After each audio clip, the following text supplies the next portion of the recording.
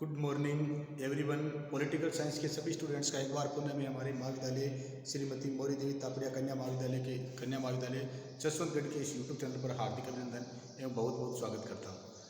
हमारी जो ये आज की क्लास है वो बी ए सेकेंड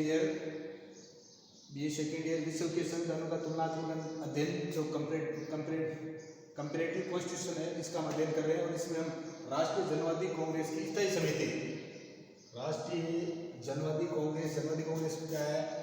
चाइना की व्यवस्थापिका विधानमंडल या संसद है जो क्या है, एक सदनीय है। इसके बारे में हम काफ़ी बार है वो इसका अध्ययन कर चुके हैं। और चौथा संविधान जो 4 दिसंबर 1982 को लागू हुआ था उसके तहत 138 अनुच्छेद और 4 है वो अध्याय है।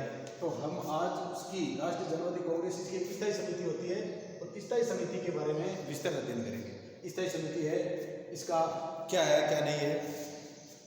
चीन के नवीन संविधान के अंतर्गत राष्ट्रीय जनवादी कांग्रेस की स्थायी समिति की स्थिति है वो बहुत ही अधिक महत्वपूर्ण है। जो नया संविधान है, चौथा संविधान, ये 4 दिसंबर 1982 को लागू हुआ था और इसके तहत जो ये स्थायी समिति है इसकी स्थिति है वो बहुत ही अधिक क्या है, महत्वपूर्ण है। तो स्थायी समिति इसकी स्थिति वो क्या है, बहुत ही अधिक महत्वपूर्ण है। और राष्ट्रीय जन कांग्रेस है, इसका किसे क्या कहा गया है? राष्ट्रीय जन कांग्रेस या राष्ट्रीय जनवादी जो कांग्रेस है जो क्या है वहाँ की संसद है, इसका स्थायी समिति को क्या कहा गया है? इसका स्थायी समिति को स्थायी अंग कहा गया है। संविधान में इसे राष्ट्रीय जन कांग्रेस का स्थायी अंग परमानेंट ऑर्गन कहा गया है। इस बात का ध्यान रखना है कि राष्ट्रीय जनवादी कांग्रेस है इसका स्थायी अंग कौन सा है? स्थायी समिति है। इस बात का ध्यान रखना। राष्ट्रीय जन कांग्रेस है स्थायी अंग कहा गया है इसको। रचना, अब इसकी रचना के बारे में जानेंगे। रचना, स्थायी समिति की रचना का उल्लेख संविधान के अनुच्छेद 65 में किया गया है। उल्लेख स्थायी समिति है, इसकी रचना या इसका उल्लेख है वो संविधान के किस अनुच्छेद में किया गया है? तो संविधान के अनुच्छेद 65 में किया गया है। इस बात का ध्यान रखना है। संविधान के अनुच्छेद 65 में स्थायी समिति है, इसका क्या किया गया है? रचना का उल्लेख किया गया है। स्थायी समिति, इसमें एक अध्यक्ष होता है, कई उपाध्यक्ष होते हैं, महासचिव होता है तथा इसके अन्य कई सदस्य होते हैं। इस बात का ध्यान रखना है। स्थायी समिति की रचना का उल्लेख संविधान के अनुच्छेद 65 में किया गया है। और हमने आप पहले बता चुका हूँ आपको, जो 4 दिसंबर 1982 को पहला संविधान 1954 में, दूसरा 1975 में, तीसरा 1978 में और चौथा ये संविधान को लागू हुआ था 4 दिसंबर 1982 को। इसमें 138 अनुच्छेद हुए, 4 अध्याय है। इस बात है। तो चीन का जो नया संविधान है ये अनुच्छेद 65 में है। इसमें ये किसकी जो ये स्थायी समिति है जो राष्ट्रीय जनवादी कांग्रेस का स्थायी अंग है, इसका क्या किया गया? रचना का उल्लेख किया गया, जिसमें एक अध्यक्ष, कई उपाध्यक्ष, महासचिव तथा इनके कई सदस्य होते हैं। किसके? स्थायी समिति के। स्थायी समिति की रचना का उल्लेख संविधान के अनुच्छेद 65 में किया गया है। इसके अनुसार स्थायी समिति में एक अध्यक्ष, चेयरमैन, कई उपाध्यक्ष, वाइस चेयरमैन, महासचिव, सेक्रेटरी जनरल तथा अन्य साधारण सदस्य होते हैं। इनका चुनाव और इसका चुनाव है, इनका चुनाव कौन करती है? राष्ट्रीय जनवादी कांग्रेस के द्वारा होता है। इनका चुनाव भी राष्ट्रीय जनवादी कांग्रेस के द्वारा होता है। इस बात का ध्यान रखना कि स्थायी समिति है, स्थायी समिति के सदस्य एक अध्यक्ष, कई उपाध्यक्ष, महासचिव तथा कई साधारण सदस्य होते हैं। और इनका चुनाव राष्ट्रीय जनवादी कांग्रेस के द्वारा होता है, जिसके सदस्यों को राष्ट्रीय जनवादी कांग्रेस के सदस्यों को क्या कहा जाता है? डिप्टी। क्या कहा जाता है? डिप्टी। इसका बता दिया मैंने। और इसकी 3037 उस समय सदस्य संख्या थी, जिसको बढ़ाया भी जा सकता है। तो इस बात का ध्यान रखना है, इनका चुनाव राष्ट्रीय जनवादी कांग्रेस के द्वारा होता है, जिन्हें या जिसे इन्हें वापस बुलाने का अधिकार होता है। जिन्हें ये वापस रिकॉल, जो राष्ट्रीय जनवादी कांग्रेस इनको किसको? स्थायी समिति के जो इतने प्रकार के सदस्य होते हैं इनका चुनाव करती है, तो ये राष्ट्रीय जनवादी कांग्रेस को इनको वापस बुलाने का, रिकॉल का भी क्या है? अधिकार है। किनको? स्थायी समिति के सदस्यों को। जैसे अध्यक्ष है, कई उपाध्यक्ष है, महासचिव है, साधारण सदस्य, इनका चुनाव राष्ट्रीय जनवादी कांग्रेस करती है और राष्ट्रीय जनवादी कांग्रेस इनको वापस रिकॉल करने का इनको अधिकार है, वापस बुला सकती है इनको। स्थायी समिति के आकार के संबंध में संविधान कुछ नहीं कहता। स्थायी जो समिति है इसके आकार के संबंध में, इसका आकार है वो कितना होगा, कहने का मतलब है इसकी संख्या है वो कितनी होगी इसकी संख्या, इसके बारे में संविधान में कहीं भी कुछ नहीं कहा गया है। ये इसकी संख्या है, इसका मतलब संख्या कितनी होगी इसका है वो निश्चित करना किसका काम है? राष्ट्रीय जनवादी कांग्रेस का है। ये काम किसका है? राष्ट्रीय जनवादी कांग्रेस का है। स्थायी समिति के आकार के संबंध में संविधान कुछ नहीं कहता। इसका निर्धारण राष्ट्रीय जन कांग्रेस को करना है। व्यवहार में स्थायी समिति की सदस्य संख्या भी बहुत और इसकी सदस्य संख्या भी क्या हो जाती है, बहुत अधिक हो जाती है। व्यवहार में इसकी सदस्य संख्या भी क्या हो जाती है, बहुत अधिक हो जाती है। इस बात का ध्यान रखना है। आकार है, आकार का संविधान में लिखा हो नहीं, इसकी सदस्य संख्या इतनी होगी। अब आकार है, इसकी आकार निश्चित करना है, सदस्य संख्या निश्चित करने का काम किसका, राष्ट्रीय जनवादी कांग्रेस का, क्योंकि यही इसका क्या करती है, चुनाव करती है और इसकी सदस्य संख्या भी व्यवहार में ज़्यादा हो जाती है। इस बात का ध्यान रखना है।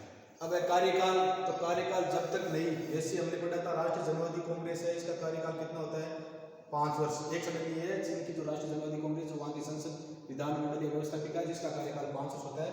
तो यहाँ की जो डिप्टी सदस्य होते हैं डिप्टी, उनका कार्यकाल भी कितना होता है, 5 वर्ष होता है। तो सामान्यतः जब राष्ट्रीय जनवादी कांग्रेस का कार्यकाल 5 वर्ष होता है, तो इस स्थायी समिति है, जब तक नई अपने जो लोकसभा अध्यक्ष का भाषण में दिन करते हैं ना, तो जब तक नई स्थायी समिति का गठन नहीं हो जाए तब तक इसका कार्यकाल होता है। अब राष्ट्रीय जनवादी कांग्रेस का कार्यकाल 5 वर्ष होता है, तो इसका 5 वर्ष से थोड़ा सा क्या होता है, अधिक होता है। इस बात का ध्यान रखना है। स्थायी निकाय की बैठकें कभी भी बुलाई जा सकती है। स्थायी निकाय की जो बैठकें हैं वो कभी भी सम्मेलन इसके आयोजित किए जा सकते हैं और बैठकों के अध्यक्ष का अध्यक्ष और सहायता कौन करता है, उपाध्यक्ष करता है। इस बात का ध्यान रखना है। जहाँ तक इसके कार्यकाल का प्रश्न है, संविधान के अनुसार राष्ट्रीय जन कांग्रेस का कार्यकाल 5 वर्ष है। राष्ट्रीय जन कांग्रेस जो वहाँ की व्यवस्था की, उसका कार्यकाल 5 वर्ष है और स्थायी समिति उस समय तक अपना कार्य करती है जब तक नई स्थायी समिति का चुनाव न हो जाए। अतः स्थायी समिति का कार्यकाल सामान्यतया 5 वर्ष से कुछ अधिक होगा। इस बात का ध्यान रखना। स्थायी समिति का कार्यकाल है वो सामान्यतया 5 वर्ष से कुछ अधिक होगा। इस बात का ध्यान रखना। यदि राष्ट्रीय जन कांग्रेस का कार्यकाल बढ़ जाए तो स्वाभाविक रूप से इसका कार्यकाल भी बढ़ जाएगा। किसी कारणवश राष्ट्रीय जन कांग्रेस का अगर कार्यकाल बढ़ जाता है तो स्थायी समिति का कार्यकाल भी क्या हो जाएगा, अपने आप स्वभावतः सामान्यतः बढ़ जाएगा। अगर राष्ट्रीय जनवादी कांग्रेस का कार्यकाल किसी कारणवश बढ़ जाता है तो स्थायी समिति का कार्यकाल भी क्या हो जाएगा, बढ़ जाएगा, क्योंकि इसका कार्यकाल राष्ट्रीय जनवादी कांग्रेस के ऊपर निर्भर करता है। इसकी बैठकों के संबंध में भी इतना ही कहा जाता है कि ये स्थायी निकाय है और इसकी बैठकें किसी भी समय बुलाई जा सकती है। इसकी बैठक के संबंध में कहा गया स्थायी निकाय है, तो स्थायी समिति हो, स्थायी निकाय और इसकी बैठक कभी भी क्या की जा सकती है, बुलाई जा सकती है, क्योंकि ये क्या है, स्थायी निकाय है और इसकी बैठकें किसी भी समय बुलाई जा सकती है। बैठक की अध्यक्षता अध्यक्ष करता है, बैठक की अध्यक्षता अध्यक्ष करता है और उपाध्यक्ष वो क्या करता है, अध्यक्ष की सहायता करता है। इस बात का भी ध्यान रखना है। अब स्थायी समिति का जो अध्यक्ष है,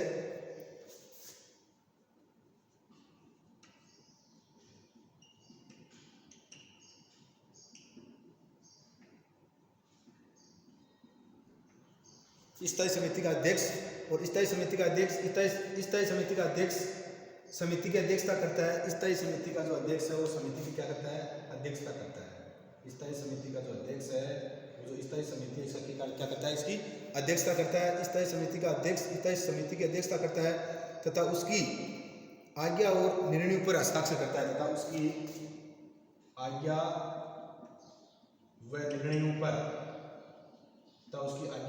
पर क्या करता है, हस्ताक्षर करता है। इस बात का ध्यान रखना। स्थायी समिति का अध्यक्ष है वो अध्यक्षता करता है और इसकी जो आज्ञा और जो निर्णय होते हैं उस पर क्या करता है, हस्ताक्षर करता है। इसी बात का भी ध्यान रखना है। लेकिन उसे अलग से लेकिन स्थायी समिति का जो अध्यक्ष होता है इसको अलग से कोई अधिकार प्राप्त नहीं होता है। स्थायी समिति के अध्यक्ष को अलग से कोई भी अधिकार प्राप्त नहीं होता है। अलग से इसको किसी प्रकार का कोई अधिकार प्राप्त नहीं होता है। सैद्धांतिक रूप में ये पूर्व सोवियत संघ की प्रेसिडियम, पूर्व सोवियत संघ की संस्था थी प्रेसिडियम, इसमें 39 सदस्य थे। ये पहले जब तक सोवियत संघ 1990 तक सोवियत संघ का विघटन नहीं हुआ था तब तक वहाँ पर प्रेसिडियम नामक की संस्था काम करती थी और इसमें कितने सदस्य होते थे, 39 सदस्य होते थे। ये चीन की स्थायी समिति की भांति है। तो सैद्धांतिक रूप से ये पूर्व सोवियत संघ की प्रेसिडियम के अध्यक्ष के समतुल्य दिखाई पड़ता है, लेकिन व्यवहार में उसे वह भी मान्यता प्राप्त नहीं है जो प्रेसिडियम के अध्यक्ष को थी। जो प्रेसिडियम के अध्यक्ष को प्राप्त थी वो इसके अध्यक्ष को किसके, स्थायी समिति के अध्यक्ष को व्यवहार दिखाई दे रहा है ऐसा, पर व्यवहार में उसको इस प्रकार की क्या नहीं है, शक्तियाँ प्राप्त नहीं है। तो इस प्रकार ध्यान रखना, राष्ट्रीय जनवादी कांग्रेस की स्थायी समिति है, स्थायी समिति होती है जो राष्ट्रीय जनवादी कांग्रेस की तो वर्ष में एक बैठक होती है, तो उसकी अनुपस्थिति में इसकी सारे काम करती है। इस बात का ध्यान रखना। नया संविधान 4 दिसंबर 1982 को लागू हुआ था, जिसमें 138 अनुच्छेद और 4 अध्याय है। तो नए संविधान में जो स्थायी समिति है इसकी स्थिति बहुत ही अधिक महत्वपूर्ण है।